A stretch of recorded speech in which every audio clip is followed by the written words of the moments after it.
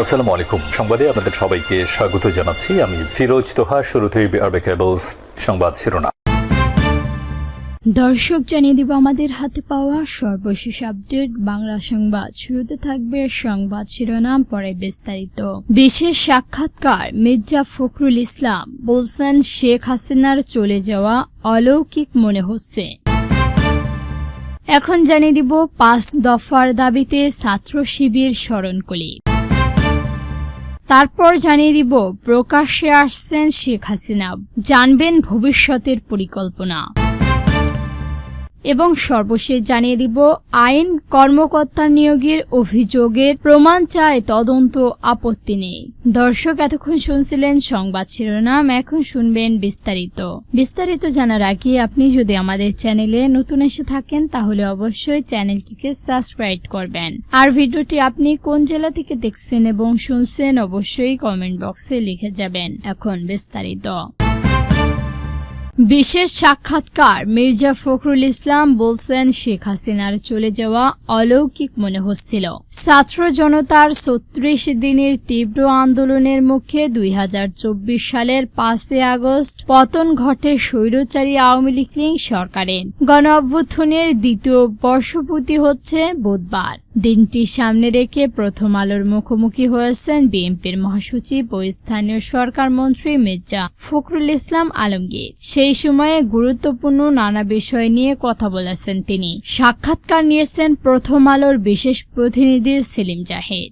মির্জা ফখরুল বলেছেন, আমি বাসাতেই ছিলাম। আগে থেকেই ছাত্রদের সঙ্গে আমাদের যোগাযোগ ছিল এবং বেশ ধারাবাহিকভাবে চলছিল। আমার সময়টা ঠিক মনে নেই, সম্ভবত 11টার দিকে আমাদের জেনারেল আকবর, অবসরপ্রাপ্ত মেজর জেনারেল ফজলের এলাহি আকবর, উনি আমাকে ফোন করে জানালেন যে চিফ সেনাপ্রধান আপনাকে ফোন করবেন, আপনি ধরবেন। তারপর বোধহয় 12টার দিকে চিফ ফোন করলেন, বললেন যে আমি একটু আপনাদের সঙ্গে কথা বলতে চাই। প্রধানমন্ত্রী পদত্যাগ করতে চান, আমি সেই বিষয়টা নিয়ে একটু আপনাদের সঙ্গে কথা বলতে চাই। তারপর কি হবে?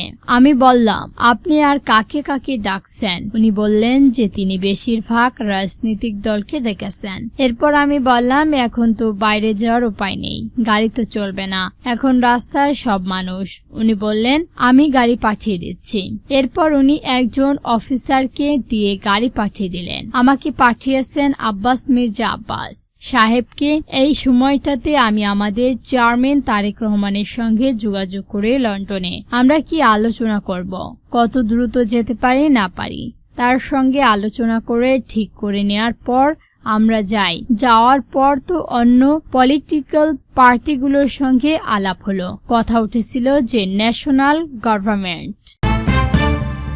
5 দফার দাবিতে ছাত্র শিবির স্মরণকলি। কুমিল্লা বিশ্ববিদ্যালয়ের কুবি আবাসিক হলগুলোতে স্বচ্ছ ও নীতিভিত্তিক আসন বরাদ্দ, রাজনৈতিক প্রভাব মুক্ত আবাসন ব্যবস্থা এবং গণরূপ গেস্টরুম সাংস্কৃতিক বন্ধের দাবিতে উপাচার্যের কাছে 5 দফা দাবি সংবলিত স্মরণকলি দিয়েছেন বাংলাদেশের ইসলামিক ছাত্র শিবির কুমিল্লা বিশ্ববিদ্যালয় শাখা।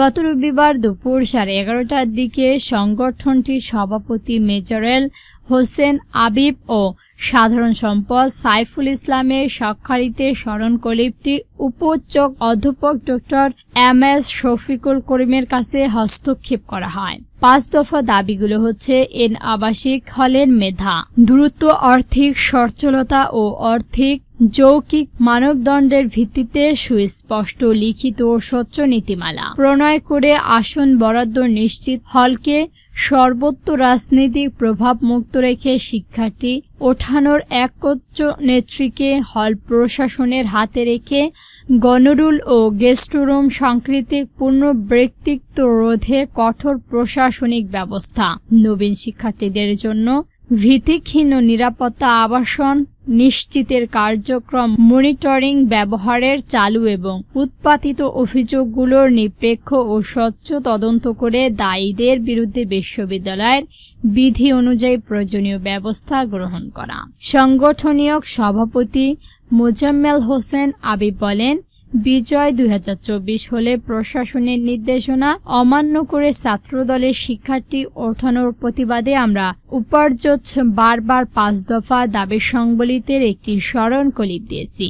এছাড়া ২০১৭ থেকে ২০১৮ ও ২০১৮ থেকে ২০১৯ শিক্ষাবর্ষে যেসব শিক্ষার্থী মাস্টার্স সম্পন্ন করার পর হলে অবস্থান করেছেন তাদের বিষয়ে প্রশাসনের নীতিমালা অনুযায়ী প্রয়োজনীয় সিদ্ধান্ত নেবেন এবং সিদ্ধান্ত গ্রহণের দাবি জানিয়েছেন।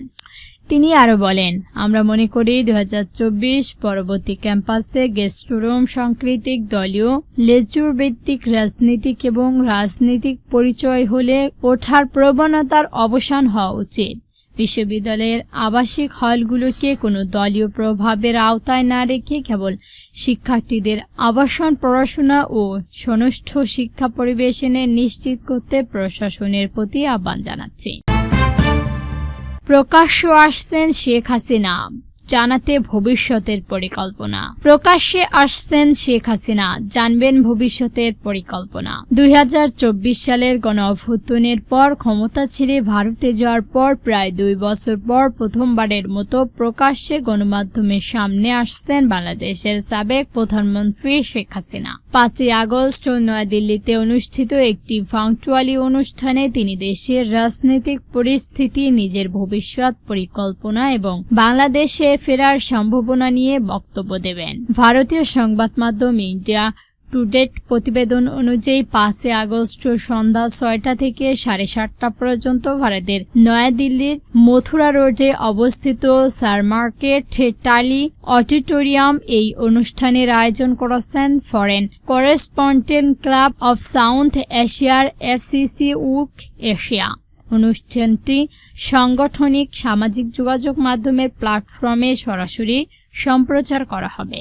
২০২৪ সালের ৫ই আগস্ট কোটা সংক্রান্ত আন্দোলনকে ঘিরে শুরু হওয়া ছাত্রদের বিক্ষোভ দেশব্যাপী গণ আন্দোলনের রূপ নিলে শেখ হাসিনা দেশ ছেড়ে ভারতে যান। এর মাধ্যমে তার টানা প্রায় ১৬ বছরের প্রশাসন অবসান ঘটে। ভারতের অবস্থানের পর থেকেই শেখ হাসিনা কোনো আনুষ্ঠানিক জনসভা বা গণমাধ্যমের অনুষ্ঠানে অংশ নেননি। ফলে আসন্ন এই ব্যক্তিকে ক্ষমতাচ্যুতর পর থেকে প্রথমবার প্রকাশ্যে উপস্থিত হিসেবে দেখা হচ্ছে। আইনি কর্মকর্তা নিয়োগের অভিযোগের প্রমাণ চাই, তদন্তে আপত্তি নেই। সুপ্রিম কোর্টের রাষ্ট্রপক্ষের মামলা পরিচালনার জন্য নতুন আইন কর্মকর্তা নিয়োগে কেন্দ্র করে ওঠার ভিন্ন অভিযোগের বিষয়ে নিজের অবস্থান স্পষ্ট করেছেন অ্যাটর্নি জেনারেল রুহুল কুদ্দুস কাজল। তিনি বলেন, অভিযোগ উত্থাপন করা হলে তার পক্ষে প্রমাণ উপস্থাপন করতে হবে। কোনো অভিযোগ সুনিষ্ঠ হলে তদন্ত হওয়া তার কোনো আপত্তি নেই। তবে ভিত্তিহীন অভিযোগের মাধ্যমে একটি স্বাভাবিক নিয়োগ প্রতিক্রিয়া বিতর্কিত উচিত নয়। সুপ্রিম কোর্টের প্রমাণের নিজ কার্যালয়ে দেওয়া এক সাক্ষাৎকারে তিনি এসব কথা বলেছেন। অ্যাটর্নি জেনারেল জানান, তিনি নিজের নিয়োগকারীদের কর্তৃপক্ষ নন, বরং একজন নিয়োগপ্রাপ্ত কর্মকর্তা। তাই কারো সিদ্ধান্ত অভিযোগ আনা হলে সেটি যাচাই বাছাই করে প্রমাণ করার দায়িত্ব অভিযোগকারীদের। অভিযোগের গুরুত্বপূর্ণ থাকলে তদন্ত এবং প্রয়োজন অনুযায়ী আইনগত ব্যবস্থা নেওয়া যেতে পারে বলে মন্তব্য করেছেন তিনি। দর্শক, আজকের সংবাদ ছিল এ পর্যন্তই। এরকম নতুন নতুন ভিডিও পেতে আমাদের চ্যানেলটিকে সাবস্ক্রাইব করে আমাদের সঙ্গেই থাকবেন। ভিডিওটি সম্পূর্ণ দেখার জন্য ধন্যবাদ।